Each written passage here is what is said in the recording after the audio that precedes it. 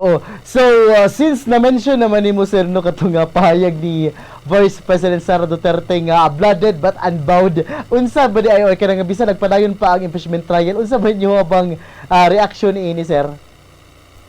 Ang atong pagtanaw ni Ana kay wala siya angay nga moingon na siya bloodied. Kaya ang tinuod na bloodied ang mga lumad nga naapektuhan tungod sa pagpasirado niya sa mga lumad school niya atong panahon nga mayor siya. Ang tinuod nga duguan kay katong magipangpatay sa iyang papa sa pamaagi sa Peking War on Drugs ug ang tinuod nga naduguan or bloodied kay mao tong mga estudyante nga nagpadayon ng krisis ato iyang panahon isip secretary sa Departamento sa Edukasyon.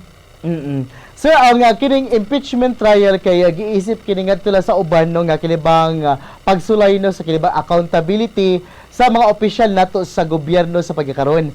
So sa imuhang pananaw sir, unsa ang mensahe niini para sa mga kinibang mga kabatan-unan nga susama usab pod ninyo?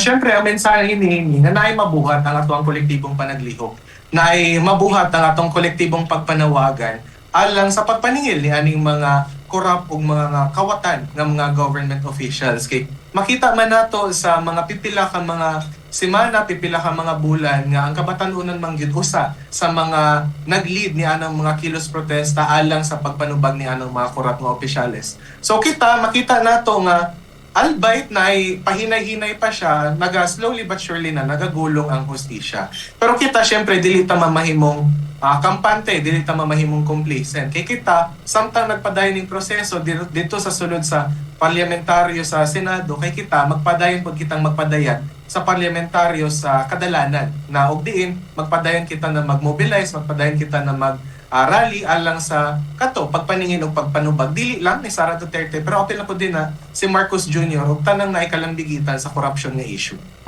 So gawas usab pod ni sir no po kay unsa tuod ang inihobang nga gilauman nga mahimo nga direksyon no ngadto na sa trial human kanano sa una nga semana nga sa presentasyon ngadto na sa kinibang ebidensya. Siyempre, ang among gilauman yun, kay mapanubag yun, to the maximum si Sara Duterte, na makonvict yun siya kay, karon di ba, naingon ako ganiha, twice impeached naman yun siya. Makonvict yun siya, unya mapakita yun, ugun sa kangilad, ang iyang gibuhat sa pagpangawat sa kaban sa katawhan. Unya, siyempre, ang atong paglaom na kini first step pa lang, alang paninglon yun, ang uban pang mga dagkong mga opisyales na naikalambigitan ni ini.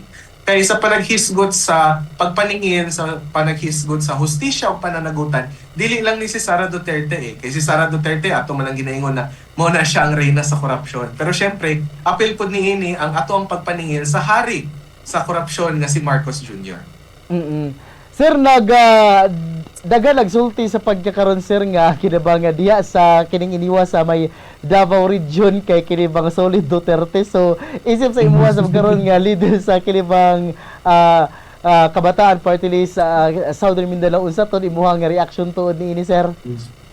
So syempre no mao ginatong ginabungkag kay dili gyud siya tinuod nga Solid Duterte ning diri sa dakbayan sa Davao ug diin ko niadto man ganing unang adlaw sa impeachment process na agi mga progresibong grupo, unya mga grupo gikan sa mga batakang sektor sa atong katilingban na nakigbisog gyud og nanawagan nga kinahanglan na gid i-convict si Sara Duterte. So kani pa lang nagapakita nga dili Solid Duterte ang Davao City, unya kung sa Mindanao pa panaghisgot atong balikan pila ba ka mga kongresista ang niboto sa uyon sa impeachment ni Sara Duterte. Actually kadaghanan sa mga Mindanao nga mga kongresista niboto nga uyon sa impeachment ni Sara Duterte. So, syempre kita mao natong ginapaningkamutan nga mapakita sa katawhang Pilipino diri sa atong nasod nga ang Mindanao dili siya solid na nakaback diana sa mga Duterte. Kay kami nga mga kabatan-unan nagalaom ra pud mi og usa ka kinaugmaon nga lingkawas sa korupsyon, usa ka kinaugmaon nga lingkawas sa inhustisya,